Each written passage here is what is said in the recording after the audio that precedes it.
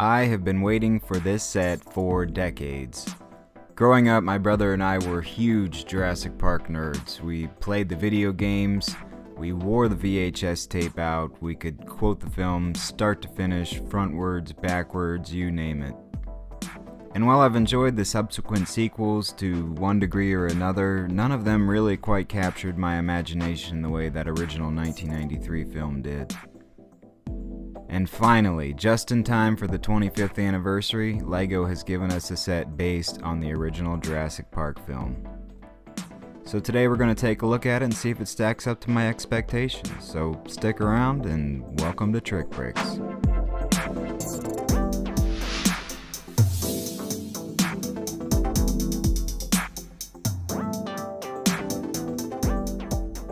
Alright, so let's go ahead and get the pleasantries out of the way. This is set number 75932, the Jurassic Park Velociraptor Chase. It's 360 pieces, it retails for about $40 in the US, and it's technically a Walmart exclusive, although you can still pick it up from LEGO's Shop at Home website or your local brick and mortar LEGO store.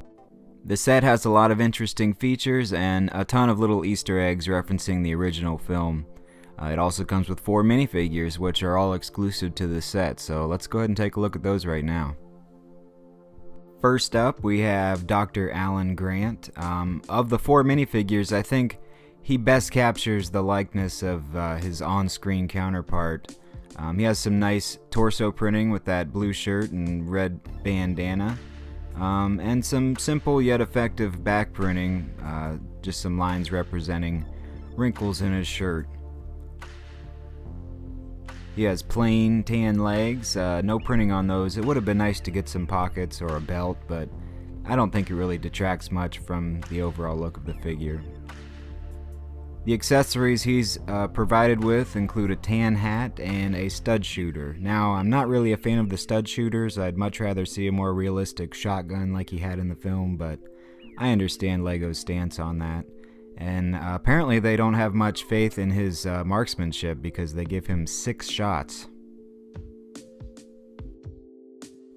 Next in line we have Dr. Ellie Sattler, and the detail on this minifigure is just incredible. Everything from that little sweat stain at her collar, the belt, the gold buckle, and those dual molded legs really knock it out of the park with the little sock top detail and the brown boots.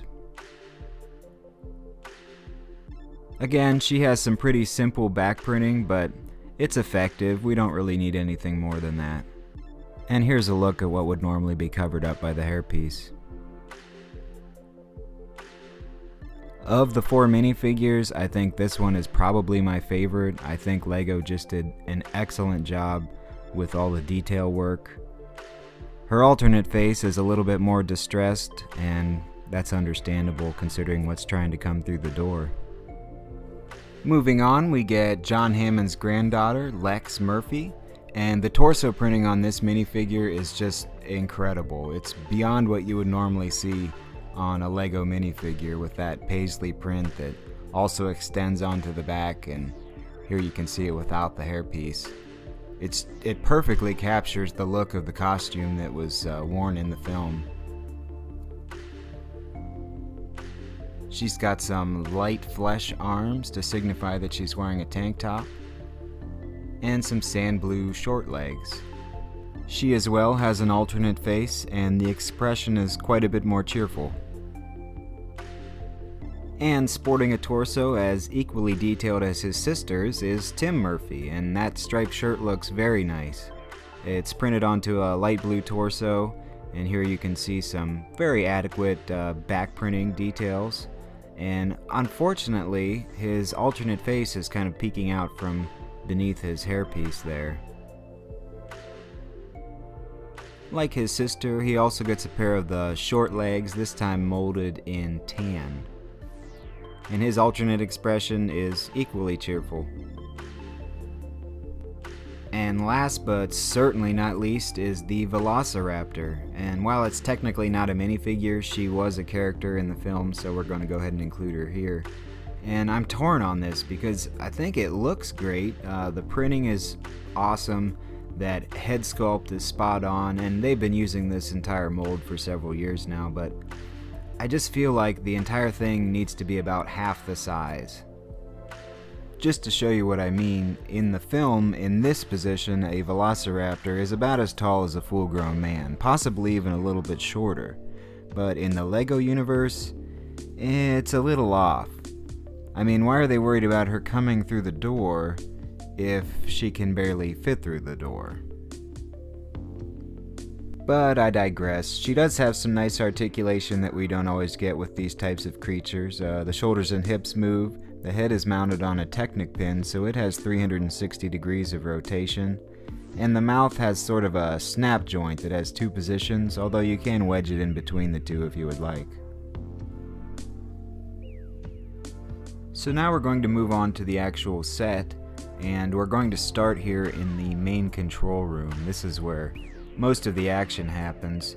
And you saw it a second ago, but let's go ahead and take a closer look at this door. The entire thing is brick built, which is sort of a departure from the norm for LEGO. It is built on these large hinges that swing smoothly, and you have a very nice representation of a door handle there.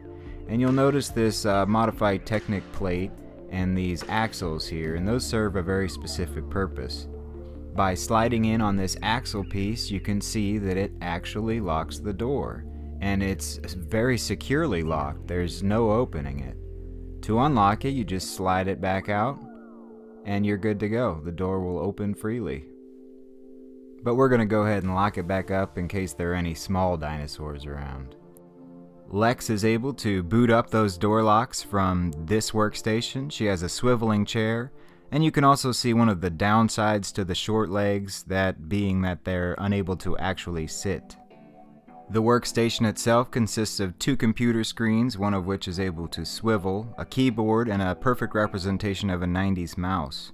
The sticker on the right represents a Unix system, and the sticker on the left is quite simply my favorite Easter egg in the entire set. Moving across the room, you'll notice a small brown crate right here, and that includes several accessories that your minifigures might find useful, first of which is a walkie-talkie. You are also given a large wrench, and that's molded in the flat silver. And lastly, they've included an umbrella. There is also a brick-built telephone with printed keypad, the receiver of which is easily removable. And if we go ahead and take a look at the wall above, you'll notice this very nice sticker that's meant to look like sort of a poster of the island taped to the wall. And above that is a small brick-built alarm system with that tile piece being printed. And to the left is this large window piece, and that is a sticker on there of the classic T-Rex skeleton logo. And the window has a pretty cool play feature. It's easily broken to allow a dinosaur to kind of fit through. Maybe, I think you'd have plenty of time to escape this. So that about wraps it up for the control room, but if we keep moving to the left, we're going to end up in the embryo cold storage room. And while this section does have some really good detail work and interesting brick usage, it's probably my least favorite. It just kind of seems out of place because this was from a completely different scene in the film. But it does have this really nice embryonic storage container that can be rotated around. And also my second favorite Easter egg, which is this little build that's meant to represent a Barbasol can, the one that Nedry used to smuggle out the embryos. There are also two tiled pieces here. These are stickered, and the one just says danger, and the other one tells you exactly where you are and that you shouldn't be here. If we swing around, we'll see this decent little build for the stairs, the back of the control room door, and this little brick-built security camera that can be swiveled up and down to keep an eye on any treacherous park employees, assuming of course that they haven't already hacked into the security system. So we're going to leave the cold storage room behind and find ourselves in the kitchen. And this was such an iconic scene in the film. I would have never forgiven LEGO if they hadn't included it in this set. And I think they've done a really good job of kind of shrinking everything down and giving us the basics that we need to represent the scene. For example, one of the most recognizable things for me is this plate of trans green stud pieces that represent Jello, and Lex can hold a piece of that with her spoon. And we also get a printed chocolate bar tile, a couple of pots and a skillet here, and of course the iconic cabinet. And that actually has doors on both sides. I kind of feel like it should have been about 1 brick deeper, because you can fit one of the child-size minifigures inside, but once you close the doors, this is what ends up happening, and that's not going to fool any Velociraptor that I know. The last bit of detail in the kitchen include an extra spoon and a meat cleaver. So I like the kitchen. I think the designer did a really good job of striking a balance between size, detail, and piece count. And I'm sure you've seen it lingering in the background, but here we have this little brick-built stepladder, and while it doesn't look great on this side with the anti-stud showing, from every other angle it is the perfect representation. And it's also perfect when you want your minifigure to be as tall as a Velociraptor.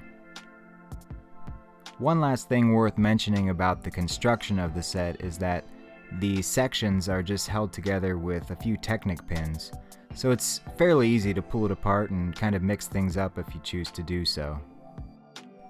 So now for the moment of truth. Does this set live up to 25 years of my expectations? And the short answer is no, it does not. But I will freely admit that that is a problem with me and not with this set.